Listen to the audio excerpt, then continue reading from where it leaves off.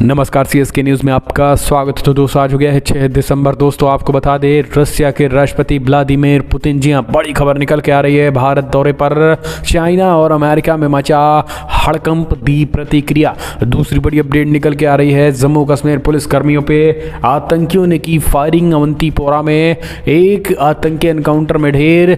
सिन्हा बोले, आतंकी और उनके पनाहगारों को छोड़ेंगे नहीं, नागरिकों की सुरक्षा प्रशासन की पहली जिम्मेदारी। तीसरी बड़ी अपडेट, तो आर्टिकल 370 फिर से करेंगे बहाल, किसानों की तरीके से देंगे बलिदान। जम्मू कश्मीर में फारूक अब्दुल्ला, महबूबा मुफ्ती का रोना शुरू हो चुका है आर्टिकल 370 का। चौथी बड़ी अपडेट में आपको बताएंगे, ओमिक्रॉन, जी हाँ, कोरोना वेरिएंट खतरनाक तरीके से, तीसरी लहर का प्रकोप, आईआईटी प्रोफेसर्स का बड़ा दावा, तो इसके बारे में आपको बताएंगे। और इस बीच बड़ी खबर, नागालैंड में सुरक्षा बलों की गोलीबारी में मरने वाले आम नागरिकों की संख्या बढ़कर 13 हुई, ये भी आपको बताएंगे। तो सब कुछ खबरें जानना बेहद जरूरी है। जहां पे भारत पाकिस्तान सीमा पर हुआ बच्चे का जन्म, तो माँ बाप ने रख दिया बॉर्डर, जी हाँ, इनके बारे में भी आपको बताएंगे। सीमा पाकिस्तान सीमा पे पहुंचे गृहमंत्री अमित शाह ने क्या दी चेतावनी पाकिस्तान को। तो वहीं इजराइल फलस्तीन के बीच नए सिरे से हिंसा हो सकती है, रिपोर्ट्स वो भी आई है। तो दोस्तों एक एक करके बताएंगे। जहाँ पे नागालैंड में जो हालात हैं, इंटरनेट बंद कर दिए गए हैं, दरअसल 13 सिविलियन के मारे जाने की खबर है, तो एक एक करके बताएंगे। लेकिन उससे पहले एक छोटा सा निवेदन, अगर आपने चैनल को अभी तक सब्सक्राइब नहीं किया तो पल पल के अपडेट के लिए चैनल को सब्सक्राइब करना ना भूलें। दोस्तों इस वीडियो को लाइक करके कमेंट के माध्यम से इंडियन आर्मी के लिए जय हिंद लिखना मत भूलेगा। दोस्तों दरअसल पहली बड़ी अपडेट, जम्मू कश्मीर पुलिसकर्मियों पर आतंकियों ने की फायरिंग। अवंतीपोरा में रेलवे स्टेशन पर वारदात, सीसीटीवी में कैद हुई ये घटना। दक्षिणी कश्मीर के पुलवामा जिले के अवंतीपोरा पंजगाम में आतंकियों ने शनिवार को दोपहर एक रेलवे स्टेशन पुलिसकर्मी पर हमला कर दिया। फिर हमले आतंकी में पुलिसकर्मियों को निशाना बनाकर फायरिंग की गई थी, लेकिन वो बाल बाल बच गया। सीसीटीवी फुटेज में दिख रहा है कि पुलिसकर्मी स्टेशन के पास एक चाय की दुकान में घुस रहा था, तभी फिरन पहने आतंकियों ने गोली चला दी थी।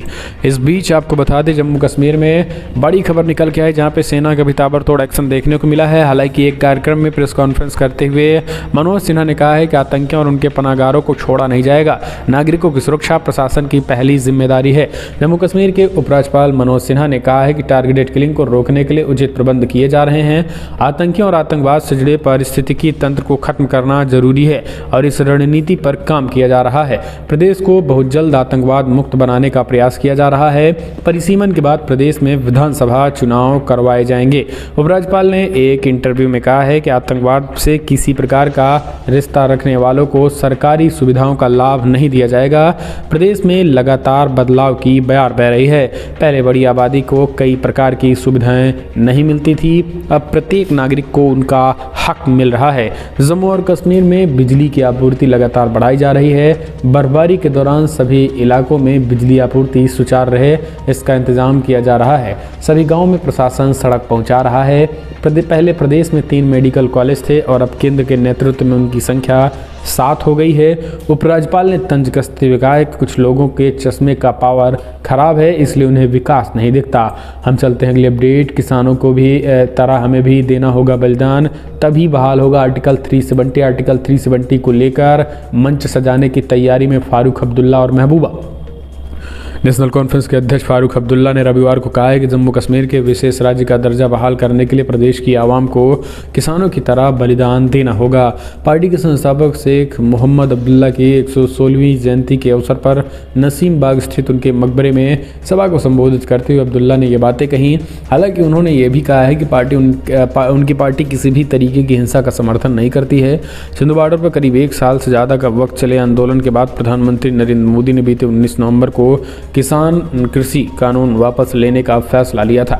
संसद ने 29 नवंबर को शीतकालीन सत्र के पहले दिन कृषि कानूनों को निरस्त करने के लिए एक विधेयक पारित किया और इसी से प्रेरित होकर रविवार को नेशनल कॉन्फ्रेंस के अध्यक्ष फारूक अब्दुल्ला ने कहा है कि किसानों की तरह कश्मीर की आवाम को बलिदान देना होगा, तभी केंद्र सरकार जम्मू कश्मीर में विशेष राज्य का दर्जा आर्टिकल 370 और 35 से बहाल करेगी। लेकिन आपको बता दें, महबूबा मुफ्ती भी कल बड़ा स्टेटमेंट दे चुके हैं। महबूबा मुफ्ती ने कहा है कि जम्मू कश्मीर में जब तक 370 की बहाली नहीं होगी तब तक शांति नहीं होगी। इसके साथ ही आर्टिकल 370 बहाली कराने के लिए हमें कांग्रेस के एजेंडे पे नहीं बल्कि स्वयं एक एजेंडा बनाना पड़ेगा। हम चलते हैं एक और अपडेट। लेकिन दोस्तों आर्टिकल 370 को जो हो हल्ला हो रहा है इसे आप कैसे देखते हैं, अपने सुझाव दें। अगली अपडेट टॉप बड़ी खबर निकल के आ रही है। रशिया राष्ट्रपति व्लादिमीर पुतिन का भारत दौरा। जी आपको बता दें, छोटे मगर पावर पैक दौरे पे आ रहे हैं रूसी राष्ट्रपति पुतिन। पीएम मोदी से बातचीत के साथ लगेगी कई अहम कारनामों पे मोहर। जी हाँ दोस्तों, रूस के राष्ट्रपति व्लादिमीर पुतिन आज 6 दिसंबर को एक अहम दौरे पर भारत आ रहे हैं। मैच कुछ यानी 6 घंटे की इस यात्रा के दौरान जहां भारत और रूस के रिश्ते को आगे बढ़ाने की कोशिश होगी, वहीं ऊर्जा से लेकर अंतरिक्ष प्रौद्योगिकी और हथियार उत्पन्न क्षेत्र में करीब 1 दर्जन कारनामे भी होंगे। उच्च पदस्थ सूत्रों के मुताबिक रूसी राष्ट्रपति पुतिन दोपहर बाद दिल्ली पहुंचेंगे और महज 6 से 7 घंटे के लिए भारत में होंगे। हालांकि इस दौरान दोनों मुल्कों के बीच विभिन्न स्तर पर सघन वार्ताओं का दौर होगा। इस कड़ी में प्रधानमंत्री नरेंद्र मोदी और राष्ट्रपति पुतिन 21वें दौर की भारत रूस शिखर वार्ता के लिए मिलेंगे। दोनों नेताओं के बीच ये मुलाकात शाम 5:30 बजे दिल्ली के आज हैदराबाद हाउस में होगी। इस दौरान दोनों नेताओं के बीच सीधी और अनौपचारिक बातचीत का भी सत्र होगा। कोरोना के ओमिक्रॉन वेरिएंट से बढ़ी चिंताओं और कोविड प्रोटोकॉल के मद्देनजर दोनों देशों के बीच इस बातचीत में अधिकारियों की संख्या भी बहुत सीमित रखा गया है। पुतिन सोमवार रात करीब 9:30 बजे आज रात ही मतलब वापस लौट जाएंगे। विदेश मंत्रालय के मुताबिक दोनों नेता शिखर वार्ता के दौरान भारत और रूस के बीच विशेष वैश्विक साझेदारी को भी आगे बढ़ाने और आपसी सहयोग के नए पैमाने तय करेंगे। हम चलते हैं एक और अपडेट लेते हैं। बड़ी खबर, नागालैंड में सुरक्षा बलों की गोलीबारी में मरने वाले आम नागरिकों की संख्या बढ़कर हुई 13। इंटरनेट सर्विसेज को किया गया बंद। जी हाँ दोस्तों, नागालैंड के मोन जिले में सुरक्षा बलों की ओर से की गई गोलीबारी में आम नागरिकों की मौत का आंकड़ा बढ़कर 13 हो गया है। घटना के कारण मोबाइल इंटरनेट सेवाएं और बल्क मैसेजिंग सेवाएं भी बंद कर दी गई हैं।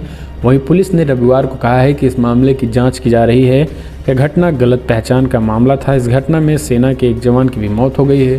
पुलिस अधिकारी ने कहा है कि घटना ओटिंग और तिरू गांव के बीच हुई है, जब कुछ दिहाड़ी मजदूर शनिवार शाम कोयला खदान से पिकअप वैन में घर लौट रहे थे। उन्होंने बताया है कि प्रतिबंधित संगठन NSCN के युगआंग गुट के उग्रवादियों की गतिविधियों के बारे में सूचना मिलने के बाद इलाके में अभियान चलाया गया है। हम चलते हैं एक और अपडेट। ओमिक्रॉन भारत में जनवरी-फरवरी तक पीक। कोविड की तीसरी लहर, IIT प्रोफेसर का दावा। जी हाँ दोस्तों, कोरोना वायरस के नए वेरिएंट ओमिक्रॉन का असर नए साल में दिखना शुरू हो जाएगा। जनवरी 2022 के अंतिम सप्ताह में फरवरी की शुरुआत में इस वेरिएंट से संक्रमित होने वाले लोगों की संख्या पीक पे रहेगी। दरअसल भारतीय प्रौद्योगिकी संस्थान IIT कानपुर के कंप्यूटर विज्ञान और इंजीनियर विभाग में प्रोफेसर और डिप्टी डायरेक्टर मनिंदर अग्रवाल ने ये दावा किया हुआ है। दोस्तों, प्रोफेसर मनिंदर अग्रवाल के मुताबिक ओमिक्रॉन वेरिएंट की तेज़ी फैलने के लक्षण तो हैं, लेकिन ज़्यादा घातक नहीं दिख रहे हैं। अगली अपडेट, दिल्ली ओमिक्रॉन के संभावित खतरे के बीच एम्स ने जारी की नई गाइडलाइंस। डॉक्टर और नर्सिंग स्टाफ को भी मुस्तैद रहने की सलाह दे दी है। तो ये सारी चीज़ें निकल के आ रही हैं। अगली अपडेट, भारत पाकिस्तान सीमा पर हुए बच्चे का जन्म तो माँ बाप ने रख दिया बॉर्डर नाम। भारत घूमने आए 97 पाकिस्तानी नागरिक सही दस्तावेज नहीं होने की वजह से बीते 71 दिनों से अटारी सीमा पर फंसे हैं। इसी बीच सीमा पर एक पाकिस्तानी दंपत्ति ने अपने बच्चे का जन्म होने के बाद उनका नाम बॉर्डर रख दिया। पाकिस्तान के पंजाब प्रांत के रहने वाले माता पिता नींबूबाई और बलराम राम ने कहा है कि उन्होंने अपने बच्चों का नाम बॉर्डर इसलिए रखा क्योंकि वो भारत पाकिस्तान सीमा पर पैदा हुआ था। दरअसल नींबूबाई गर्भवती थी और 2 दिसंबर को उसे प्रसव पीड़ा होने लगी। पड़ोसी की महिलाओं नींबूबाई की मदद करने पहुंची। स्थानीय लोगों ने अन्य सहायता प्रदान करने के अलावा प्रसव के और मेडिकल सुविधाओं की भी व्यवस्था की। एक और अपडेट लेते हैं। बड़ी खबर, महबूबा का केंद्र पर निशाना, ये हमने आपको बताया। लेकिन अगली अपडेट निकल के आ रही, 11 महीने बाद आंदोलनरत किसानों और सरकार के बीच आज होगी बातचीत। 5 सदस्यीय कमेटी मीटिंग में लेंगी फैसला। जी हाँ दोस्तों, दिल्ली की सीमाओं पर पिछले 1 सालों से ज़्यादा समय से प्रदर्शन कर रहे किसानों की सरकार के साथ आज बैठक होने जा रही है। सूत्रों के मुताबिक किसान संगठनों द्वारा गठित 5 सदस्यीय कमेटी और केंद्र सरकार के बीच मीटिंग हो सकती है। संयुक्त किसान मोर्चा ने MSP कृषि कानूनों के खिलाफ आंदोलन के दौरान मारे गए किसानों के परिवारों को मुआवजा और प्रदर्शनकारियों के खिलाफ मुकदमे वापस लेने सहित अपनी अन्य लंबित मांगों पर सरकार से बातचीत के लिए शनिवार को 5 संसदीय समिति गठन की है। सोमवार को ये बैठक करीब 11 महीने बाद होने जा रही है। आंदोलन कर रहे किसानों और सरकारों के बीच आखिरी बातचीत इस साल जनवरी में हुई थी।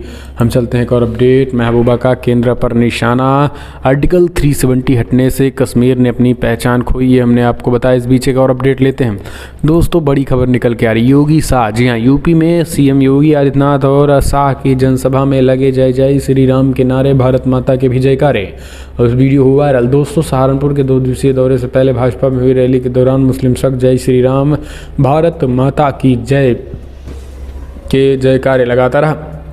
इसका वीडियो भी सोशल मीडिया पे तेजी के साथ वायरल हो रहा है। इस वीडियो पे अपनी प्रतिक्रिया देते हुए देवबंदी उलेमा मुफ्ती असद कासमी का कहना है कि इस्लाम के अंदर इस तरीके के नारे लगाने की कोई गुंजाइश नहीं है। इस शख्स को मौलानाओं से मिलकर रजू करना चाहिए और अल्लाह से तौबा करे, क्योंकि इस तरीके के नारे लगाने से इस्लाम से जाया हो जाता है। तो यानी कट्टर जो मौलाना है वो भड़क पड़े हैं, लेकिन सच्चाई यही है कि गृह मंत्री अमित शाह और सीएम योगी आदित्यनाथ को देखने के बाद ये मुस्लिम शख्स अपने आप को रोक न पाया और जय जय श्री राम के नारे लगाना शुरू कर दिया। वंदे मातरम, भारत माता की जय के नारे लगाएं। एक और अपडेट लेते हैं दोस्तों। पाकिस्तान की सिट्टी बिट्टी गुल हो गई। एक तरफ यूएई फ्रांस से बड़ी डील कर रहा है, तो फिर वहीं इमैनुअल मैक्रो और सऊदी अरब के युवराज से भी मुलाकात हुई है। खाड़ी देशों में लगातार इजराइल और फ्रांस की एंट्री से पाकिस्तान के पसीने छूट गए हैं। दोस्तों, फ्रांस के राष्ट्रपति इमैनुअल मैक्रो ने अपने 2 दिवसीय खाड़ी दौरे के अंतिम दिन शनिवार को सऊदी अरब के युवराज मोहम्मद बिन सलमान से मुलाकात की। इस दौरान दोनों पक्षों के बीच ईरान के परमाणु कार्यक्रम, लेबनान के संकट और यमन में जारी युद्ध को लेकर चर्चा होने की संभावना जताई गई। इससे पहले दिन में मैक्रो ने कतर में संवाददाताओं से कहा है कि फ्रांस और यूरोपीय संघ के कई देश अफगानिस्तान में संयुक्त राजनयिक मिशन खोलने पर विचार कर रहे हैं। हालांकि जोर दिया गया है कि इस कदम को देश में तालिबान शासन को मान्यता देने के तौर पर नहीं देखा जाना चाहिए। मैक्रो ने कहा है कि वो सऊदी के युवराज के समक्ष लेबनान का मुद्दा उठाएंगे, जो कि एक के बाद एक संकट का सामना कर रहा है। हम चलते हैं एक और अपडेट लेते हैं। बड़ी खबर निकल के आ रही है दोस्तों। पाकिस्तान में श्रीलंका के नागरिक की हत्या से बड़ा गुस्सा, हर तरफ से उठ रहा है इंसाफ की आवाज़।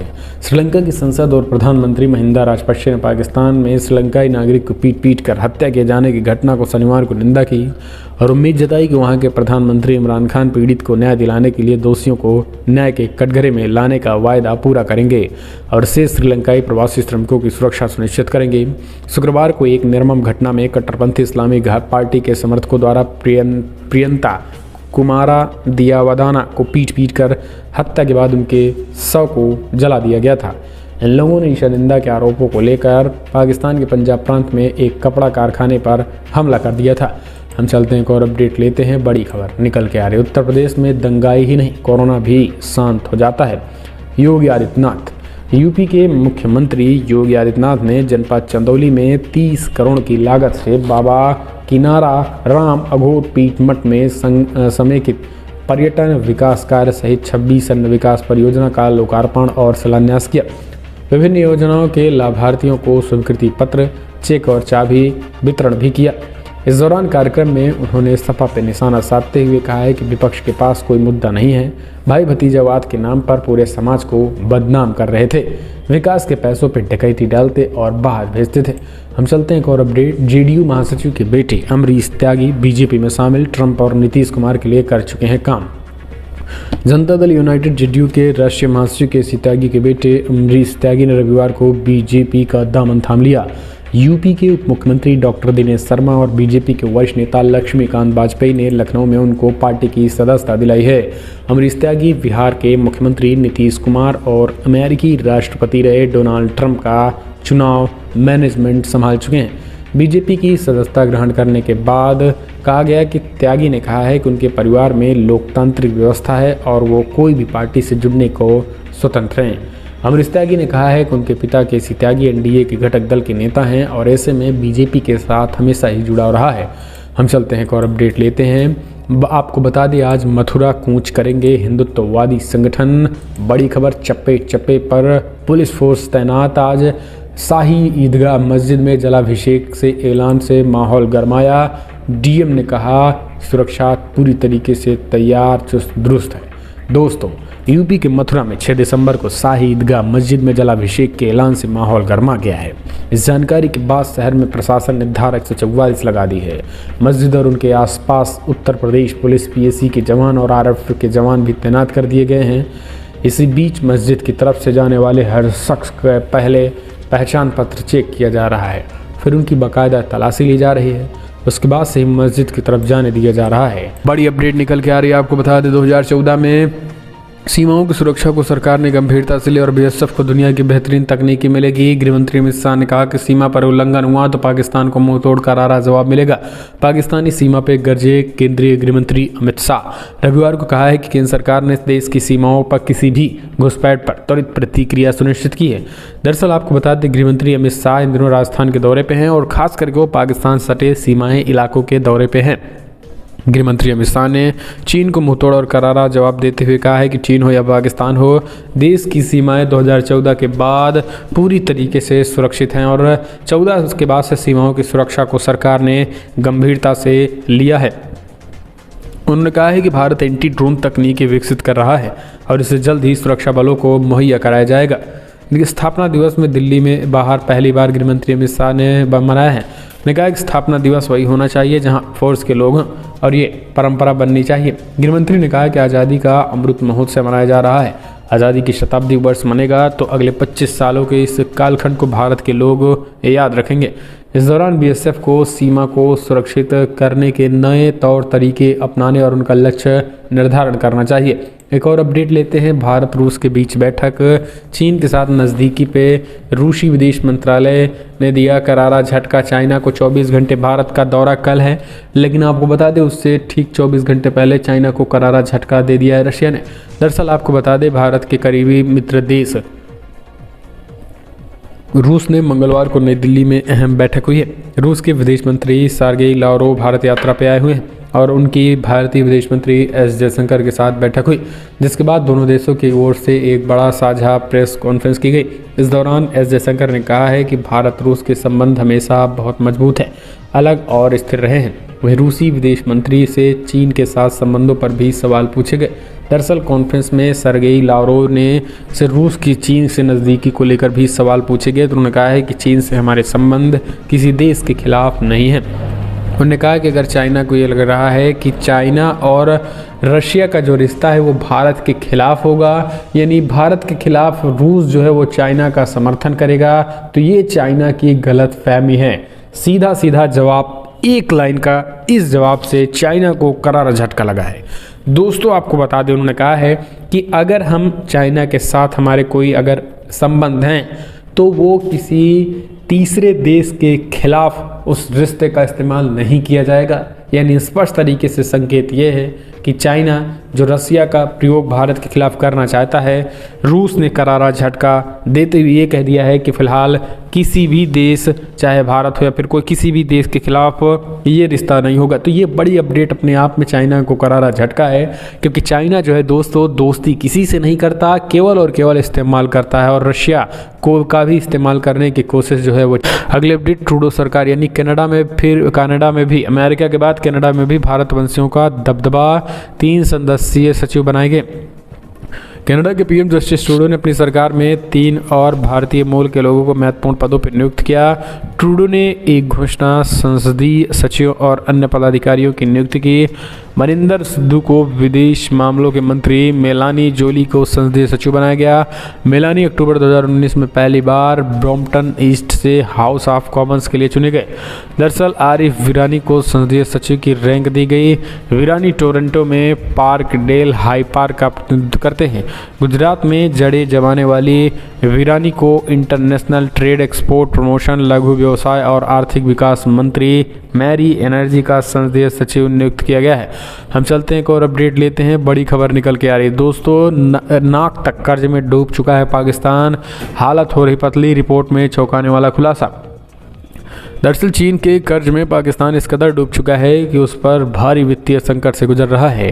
हालांकि इस बीच एक बड़ी खबर आई है कि कर्ज में नाक तक डूब चुके पाकिस्तान की मदद के लिए सऊदी अरब सामने आया है। सऊदी अरब पाकिस्तान को $1.5 बिलियन अमेरिकी डॉलर की मदद करने को राजी हो गया है। हालांकि इस बीच एक चौंकाने वाली रिपोर्ट में पाकिस्तान की खराब हालात सामने आए हैं। मीडिया रिपोर्ट्स का कहना है कि 14 बिलियन अमेरिकी डॉलर के कर्ज से कम करने के लिए पाकिस्तान की हालत टाइट हो चुकी है और पाक विशेषज्ञों का मानना है कि पाकिस्तान को बीजिंग के वित्तीय अधिकारियों से अपने ऋणों को पुनर्निर्धारित करने को कहना चाहिए। हम चलते हैं एक और अपडेट। मथुरा में शाही ईदगाह मस्जिद में जलाभिषेक के ऐलान से गरमाया माहौल, चप्पे चप्पे पे फोर्स 4 पर FIR। यूपी के मथुरा में 6 दिसंबर को शाही ईदगाह मस्जिद में जलाभिषेक के ऐलान से माहौल गर्म है। इस जानकारी के बाद शहर में प्रशासन ने धारा 144 लगा दी। मस्जिद और उनके आसपास उत्तर प्रदेश पुलिस, PSC के जवान और RRF के जवान तैनात कर दिए गए हैं। दोस्तों, मस्जिद की तरफ से जाने वाले हर शख्स को पहले पहचान पत्र चेक किया जा रहा है, फिर उनकी बाकायदा तलाशी ली जा रही है, उसके बाद ही मस्जिद की तरफ से जाने दिया जा रहा है। मथुरा पुलिस सोशल मीडिया पर भी कड़ी निगरानी रख रही है। SSP मथुरा के मुताबिक अब तक सोशल मीडिया पर भड़काऊ पोस्ट करने पर शहर के गोविंदनगर और कोतवाली पुलिस थाने में 4 अलग अलग FIR दर्ज हो चुकी है। आरोपियों पर कार्रवाई की जा रही है और टीम सोशल मीडिया पर भी नज़र बनाए हुए है। लेकिन आपको बता दें कि अयोध्या में जिस तरीके से मर्यादा पुरुषोत्तम भगवान श्री राम का दिव्य मंदिर का निर्माण चल रहा है, तो दूसरी तरफ काशी में भी निर्माण जारी है। अब मथुरा की बारी है। इन दिनों रैलियों में प्रधानमंत्री नरेंद्र मोदी को CM योगी जो है वो कृष्ण भगवान की मूर्ति भी थमाते दिख रहे हैं। तो ये अपने आप में कहीं ना कहीं कई बड़े संकेत दे रहा है। तो दोस्तों, बड़ी खबरों में इतना ही, लेकिन अगर आपको वीडियो पसंद आए तो लाइक करें, शेयर करें और इस वीडियो में इतना ही। जय हिंद।